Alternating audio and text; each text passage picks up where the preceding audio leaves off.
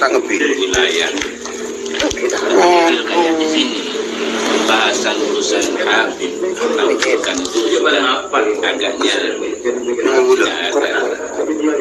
tidak ada. Yang penting artinya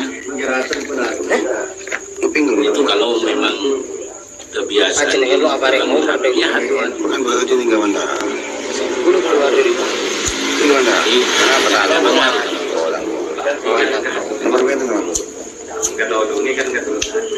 jadi begini Bapak ya. Habib Sayyid Syarif ya, kalau diitlak kepada makna juriyat Nabi ya, maka Habib-Habib ini ya Bani Ba'alawi bukan juriyat Nabi. Bani ya, gimana? Bukan juriyat. Bukan. Dari mana kita menemukan bukan juriyat? Berdasarkan penelitian kitab-kitab turas. Gitu. Begini supaya jelas. Ya. Nanti tanya nggak apa-apa. Diskusi nggak apa-apa. Ya. Tetapi kita diskusi yang hikmah, gitu loh. Ojo puri-puri, lepaskan bendera fanatisme. Ya. Tidak jelas, perjelaskan. Lebih baik gitu. Nah begini, kita setuju nggak informasi sesuatu nggak boleh sunyi riwayat? Setuju nggak? Informasi sesuatu dalam persoalan agama tidak boleh sunyi riwayat.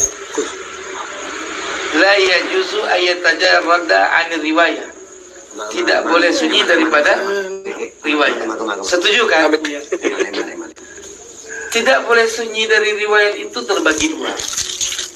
Ada yang sunyi riwayat tapi dimaklum, itu fadhail amal. Misalkan kita mau ngamal amalan Yasin atau salawat, tapi riwayat yang ittisal kepada Rasul putus. Paham ya? Enggak terlalu dirumitkan soal amal amal. Walaupun putus, yang penting ada riwayat dari guru. Soal nyambung kepada Rasul ataupun tidak, itu tidak begitu diperkuat. Namanya amal, hakikatnya Quran. Kan gitu ya? Jelas kira-kira? Tapi kalau persoalan riwayat ini menyangkut tentang nama baik Nabi, tentang agama, tentang hukum, ya, itu nggak boleh asal-asal. Setuju kan? Rukun sholat nggak boleh inqita' sanad. Faraid, rumus-rumus faraid yang kita pelajari itu semua bersanad kan? Ya enggak? Ada sanadnya gitu. Ada syukur-syukuran. Nggak asal ada sambungannya. Iya, nggak ada asal masalah kan ada itu dalam faraid, ya kan, al-aqdariyah kan ada ya. Itu nggak asal-asal sekonyong-konyong maujud itu masalah gitu loh. Mesti ada sebab musabab terjadi masalah furud, ya kan? Apa yang disebut ashabul furud lagi sebagainya. Serak saya lagi.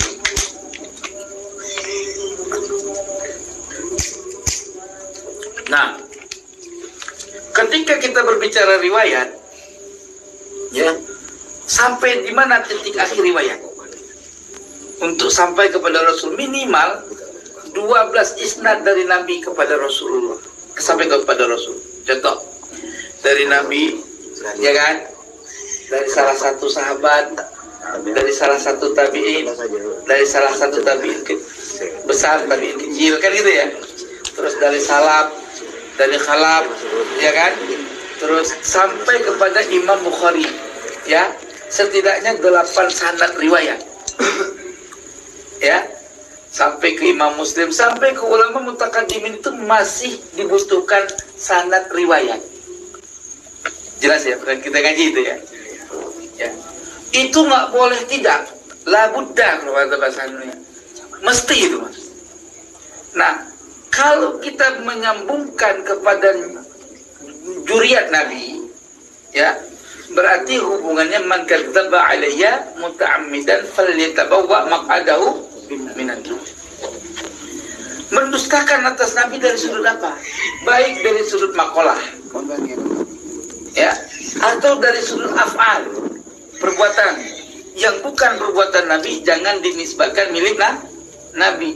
Yang bukan perkataan Nabi jangan dinisbahkan perkataan Nabi. Yang bukan pengakuan Nabi jangan dinisbahkan sebagai pengakuan Nabi. Betul nggak kira-kira itu?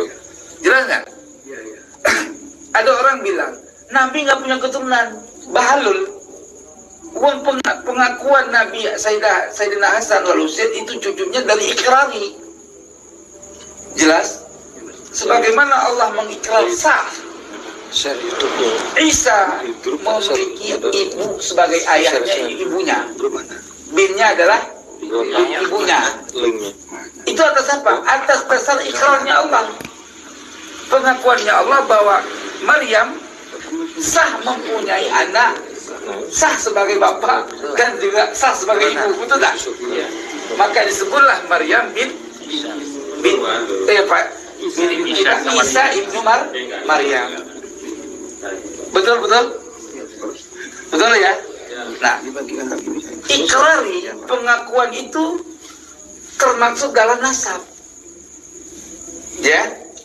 Kata Nabi, man intasaba ila ghairi abihi wa huwa ya'lamu fal jannatu alaihi haram. Siapa orang yang menasabkan kepada sesuatu yang bukan bapaknya, kan itu, maka dan dia mengetahuinya. Kalau nggak tahu nggak apa-apa. Saya contoh yang nggak tahu. Saya kata-katanya bapak saya angkongnya anu. Karena berdasarkan kakek moyangnya dan tidak ada penelitian, ya kita nggak salah. Maaf, misalkan Abu Ya atau Kiai atau Said ini saya nggak kenal ya. Ya, tapi takzim saya tetap besar. Said Ahmad. Ya kan? Kakaknya ini. Oh, Masya Allah. Ini kakaknya. Termasuk. Oh, keluarga. Keluarga. Bujur semua nih ya. Iya. Ini satu semuanya saudara itu. Masya Allah. Saya semua itu minat jinggo tuh. Ngomong saya itu. Mana minat jinggo mana? Nusantara. Tangan. Kopila. Mantap. Saya yang menjadi ayat. Menjadil ab, menjadil itu dari Sayyid Abdul Manan. Oh, Masya Allah. Gambaran pertama dalam penelitian Al-Hasani. Tetapi boleh nanti setelah isbat dalam berbagai macam diskusi bisa melenceng ke Adibaji, ke Sandawa. Tapi ini Aceh semua nih sebetulnya. Kalau kita mau urut riwayat ya. Jangan musuh sama aku Aceh juga. Oke, kita kembali ke laptop dulu lah, biar enak. Jadi misalkan ini sampel ya, bukan lagi menjustifikasi. Sampel contoh. Beliau ini punya data, bla bla bla bla bla, keturunan Nabi. Tetapi tidak ada siapapun yang meneliti keabsahan nasabnya. Paham? Itu hatta yaumal kiamah dia bukan keturunan Said, bukan Nabi, bukan keturunan Nabi, nggak ada dosanya. Kenapa?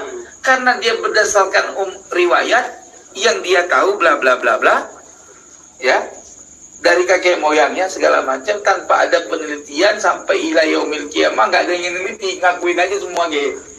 Paham? Ya nggak dosa orang itu. Tapi ini udah tahu, udah diteliti. Diteliti, kau palsu.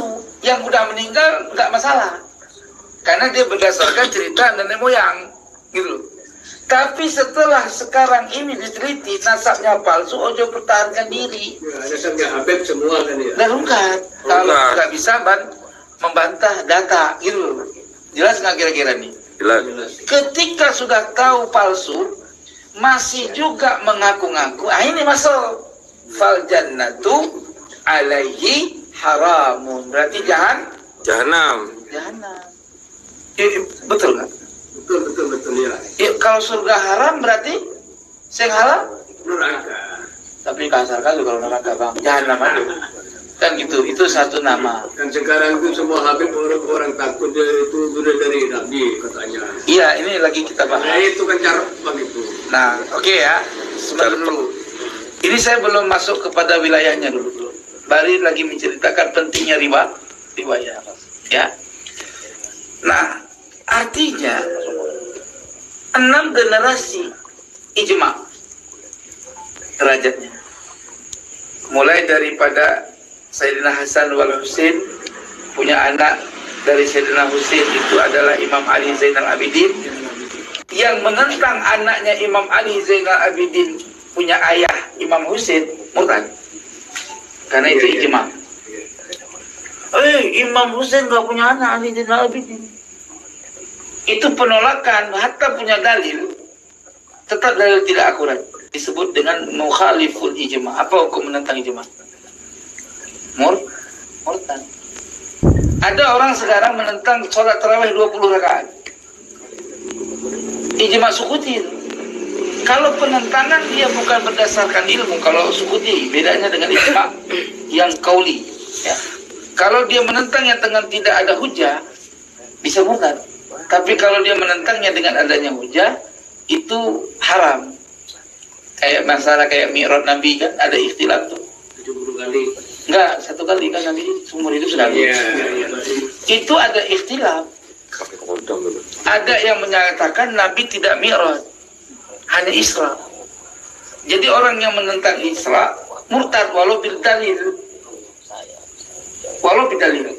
Tapi yang menentang Nabi Mi'raj gitu, walau ada ulama yang mengatakan murtad, tapi ada yang ulama ahli sunnah mengatakan tidak murtad tapi sesat. Derajatnya sesat, walau berdalil. Paham nggak kira-kira? Contoh seperti itulah. Nah, maksudnya 12 generasi setelah Nabi itu mau tidak boleh sunyi riwayat, karena itu namanya hakul yakin. Gitu. Paham ya? Nah, Ubaidillah itu ada di 12 generasi yang dia menyatakan anaknya Ahmad bin Isa. Nah, ketika kita telusuri, Ahmad bin Isa nggak ada punya anak namanya Ubaidillah. Jelas? Nah, Ubaidillah ini pongkol. Ibarat pohon pisang, waktu tumbuh pisang berapa sisir, Pak? Berapa sisir? Satu tandan ya? Satu tandan itu berapa sisir? Itu rungkat semua. Jatuh semua dari pohon pisang. Kalau udah putus itunya. Iya.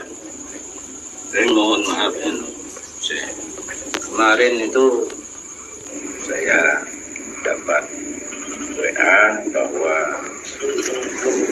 tesis ilmiah yang dari Bang Alawi itu katanya, ini belum tahu saya, kitab yang dari abad ke-3 sampai abad ke-9 itu memang sudah disediakan, tapi katanya ini antara sambian yang Belum tahu. iya, enggak, yang masuk itu mau tesis ilmiah dari Mbak Alawi dengan sambian. Mau diskusi sama enggak apa-apa. Tinggal buktikan. Nah, makanya saya tunggu kemarin yang di Bandung. Di mana ini belum dilaksanakan tentang tesis anunya. Saya kasih tahu. Baik, tak paham. Terima kasih, Buya. Kita ini kita sekarang zaman sudah cerdas, Pak. Cuman cerdasnya orang sekarang beda dengan cerdas orang dulu. Orang dulu cerdas berkat. Apa berkat? Orang dulu cerdas maksiat nggak ada. Jalan untuk maksiat lebih sedikit. Kalau orang sekarang cerdas di depan mata paha ayam, macam mana mau keramat? Kan gitu. Orang dulu itu alim, alama, menjaga diri dari fadilah ilmu. Orang kita sekarang mau fadilah ilmu bagaimana yang mau kita pelihara? Orang udah mulai bader-bader pada. Ya, itu juga ada bader-badernya kan itu. Beda dengan dulu. Nah, kembali ke laptop. Apa yang saya maksud orang sekarang cerdas? Metodologi penelitian sekarang lebih lengkap. Nih Pak, maaf. Ini ada satu catatan. Catatan ini disimpan, nggak beredar-beredar. Siapa tahu isinya? Saya tanya. Pertanyaannya, ada satu kitab dianggap memverifikasi nama Ba'alawi misalnya. Tapi kitab itu nggak ada intishar, tidak beredar, nggak dimiliki oleh orang banyak, nggak mudah diakses. Apakah kita bisa tahu bahwa Tatangkong dia ada, orang kitabnya nggak ada kok? Coba maksudnya bahasa saya. Ya. Kitab ada di mana? Di rumah gue. Terus gue mau cari di mana? Yang beredar itu nggak ada nama engkong lu, kan gitu. Terus kenapa kitab kamu ada? Gimana kita akses? Nggak bisa akses. Artinya ketidaktahuan kita dengan kitab yang tidak akses itu bukan ukuran kebenaran. Jelas nggak kira-kira? Ukuran kebenaran adalah kitab yang diakses, yang mudah kita akses, bisa kita raih, mau beli, kayak mau download bisa. Nggak bisa download kalau memang disyaratkan harus beli, ya beli.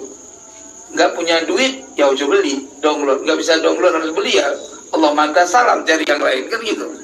Ya nah, artinya kitab itu bisa diakses. Lalu bagaimana kita menjadikan dalil dengan kitab yang tidak bisa diakses, yang tidak dimiliki orang banyak, tersembunyi? Berarti kitab-kitab yang disembunyikan, yang tidak diakses, ibarat pernikahan tanpa wali. Gimana tuh? Bukan kurang sah, memang kagak sah. Kalau kurang sah, tapi kurang kan gitu. Kalau dalam hukum fikih itu nggak ada istilah kurang, nggak sah kan gitu. Jadi kitab yang disembunyikan ibarat pernikahan tanpa wali. Ngumpet kan akhirnya. Iya betul nggak? Orang nikah tanpa wali, endingnya kan ngumpet. Kumpul-kumpul. Nggak kumpul-kumpul, perasaannya nikah. Gitu loh. Tapi karena nggak ada wali, nggak bisa dia hilang, nggak bisa dia intisarkan. Tandanya palsu pernikahan itu kan gitu. Jelas nggak? Jadi kitab yang tidak bisa diakses ibarat pernikahan tanpa wali. Hukumnya tetap nggak bisa isbat. Nah, kalau dia bilang ada di abad ketiga, justru salah. Ubaidillah adanya di abad keempat. Nggak mungkin orang yang belum lahir disebutkan di abad ketiga kan? Dari situ udah bohong. Gitu. Jelas ya? Ubaidillah Abad keempat. Dia wafat. Isa Ahmad bin Isa. Terus? abad berapa?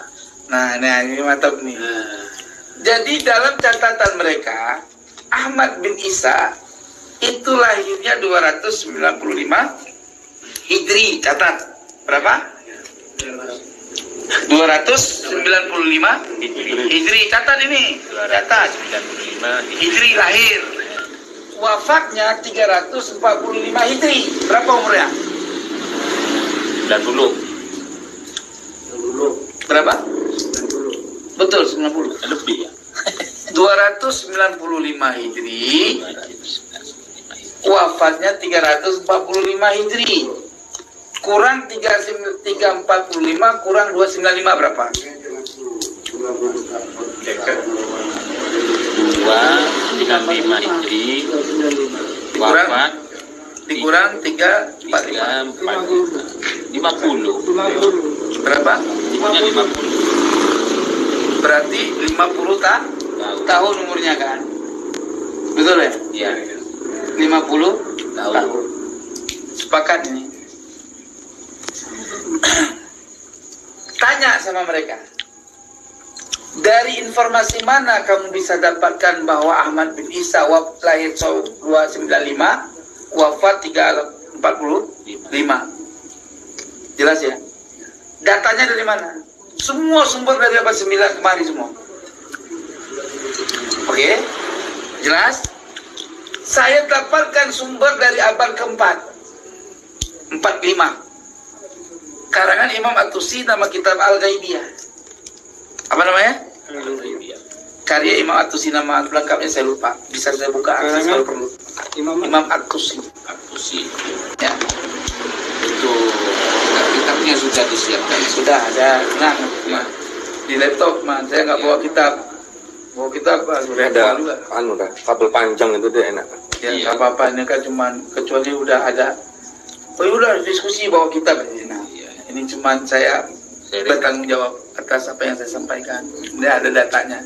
Nggak mungkin kita berbicara sesuatu kebenaran tanpa data, ya. Karena Islam ini dididik untuk berbicara sing jujur, ya, udah ya. Nah, di dalam kitab tersebut terverifikasi bahwa Said Ahmad bin Isa Al-Alawi, ya, beliau bertemu dengan keluarga anak Imam Musa Al-Kazim yang bernama Abil Hasan Al-Askari di Suria, Madinah. Jelas? Di Suria, Madinah. Pada tahun 240 Hijri. Tahun berapa? 240 Hijri. Jelas ya? Jelas, Pak? 240 Hijri bertemu dengan orang yang dewasa, sama-sama dewasa setengah baya. Di tahun 240 Hijri di kota Suria, Madinah, bertemu dengan Abil Hasan Al-Askari, Ahmad bin Isa pada pertemuan itu tahun 240 Hijri. Mungkinkah dia ketemu dulu lahir belakangan?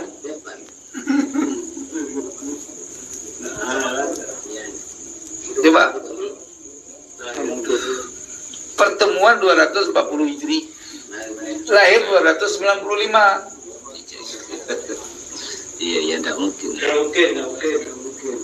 Di sini udah lengkap informasi tentang keberadaan dan pertemuannya Ahmad bin Isa sudah jelas, bukan lahir tahun 295 ini. Jelas kira-kira? Seperti itu. Dari sini sudah terverifikasi bahwa Ahmad bin Isa hidup di abad ke-34 Hijri. Ya. Lalu kapan Ubaidillah ini bisa lahir? Di mana dia wafat tahun 385 Hijri.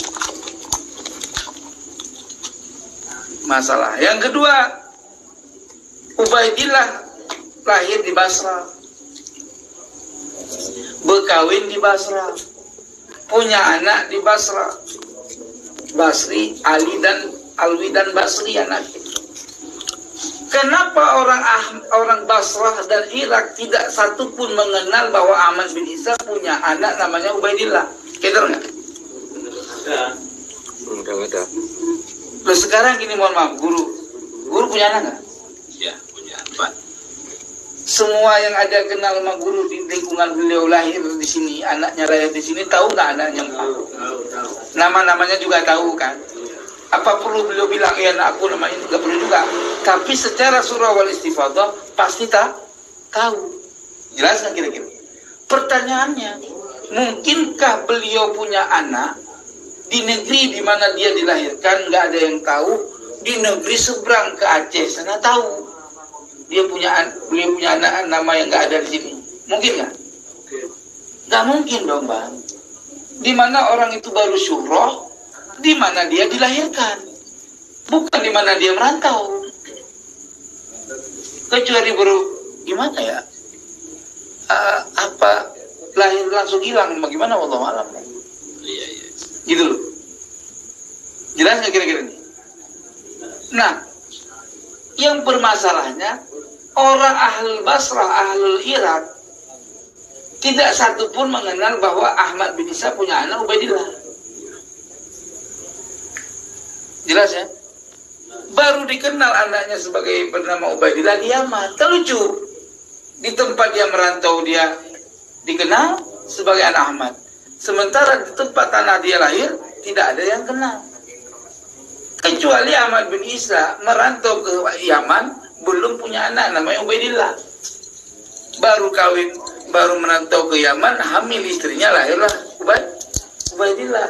boleh jadi dikenal di negeri perantauan, tidak dikenal di negeri kelahiran bapaknya. Misalkan contoh, Tuan Guru di sini dia punya anak 3 merantau ke Aceh, ya Guru, misalkan di Aceh kawin lagi, punya anak Junet misalkan. Boleh saja anak yang ada di Junet, di Aceh sana yang namanya Junet, tidak diketahui tanah sini. Jelas itu kan? Ya nggak? Tapi kalau zaman sekarang kayaknya udah nggak mungkin nggak kenal. Telepon ada ibu anak, kayak gitu kan? Nah ini masalah muskilah. Terus Ahmad bin Isa nggak pernah hijrah ke Yaman. Beliau wafat di Basra, bermukim di Basra. Dari mana sumbernya? Dari abad ke-5. Yang menyatakan dia hijrah ke Yaman itu semua abad 9. Masa data abad kemudian bisa mengalahkan data abad terdahulu? Lucu nggak Pak? Lucu lah.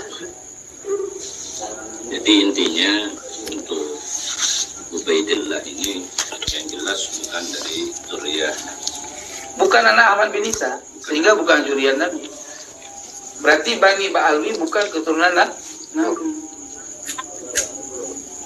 Mereka menyatakan sumber kitab Abnaul Imam itu sudah makanan kami dalam penelitian. Jadi kitab Abnaul Imam itu kitab yang dibuat oleh Jamalul Lail, kitab palsu. Mau saya buktikan kepalsuannya. Nih Pak, Bapak saya namanya Abu Muhammad Yahya bin Muhammad Ibnul Qasim bin Muhammad bin Ibrahim. Berarti 1, 2, 3, 4. Jelas ya? Jelas ya? Berarti satu generasi ya. Ya satu generasi lah. satu marga. Maaf, beliau ini Ibnu Toba Ibrahim namanya. Wafatnya ini anak ini. Wafatnya tahun 199 Hijri. Ingat ya. Wafatnya ini ya, namanya Muhammad, wafatnya tahun 199 Hijri. Jelas ya? Ini wafat, saya wafat cucunya, berarti cicit dari ini, berarti cucu dari ini kan? Ya nggak? Wafatnya saya tahun 478 Hijri, mungkin nggak? Nggak mungkin. Ikan satu generasi itu 3 minimal atau 4 lah, 100 tahun kan? Berarti kalau dibilang saya punya kakek namanya meninggalnya 199 Hijri, berarti saya meninggalnya di abad 100 tambah 100, artinya sekitar tahun 300 Hijri, abad ketiga Hijri, atau kita taruh lebih, kurang lebihnya di situ. atau lebih lah 320 atau 25, itu masih makulat. Tapi kalau meninggalnya saya abad tahun 478 Hijri, itu jauhlah panggang dari api. Inilah kepalsuan kitab Abnaul Imam. Jelas kira-kira? Jelas. Nggak mungkin bisa mencatat nama anak Ahmad bin Isa bernama Ubaidillah. Uang penulisnya itu baru mengetahui nama Ahmad, anaknya Isa, yang hidup di abad 3 Hijri. Jelas? Bagaimana seorang penulis kitab nasab menulis nasab orang yang dirinya gimana orang belum lahir? Sakti dong. Pakai kasab kali. Bisa tembus al-ajali dong. Kan gitu. Paham ya kira-kira? Jadi banyak persoalan terkait nasabah Alawi, dan dalam penelitian nasab itu palsu. Dan mereka Bani Ba'alawi sampai hari ini nggak bisa membuktikan kebenaran nasabnya melalui nakobahnya, melalui robitoh mereka. Harusnya robitoh mereka itu kan bertanggung jawab atas buku nasab yang mereka tanda tangani, betul tak? Tetapi nyaris tak terdengar.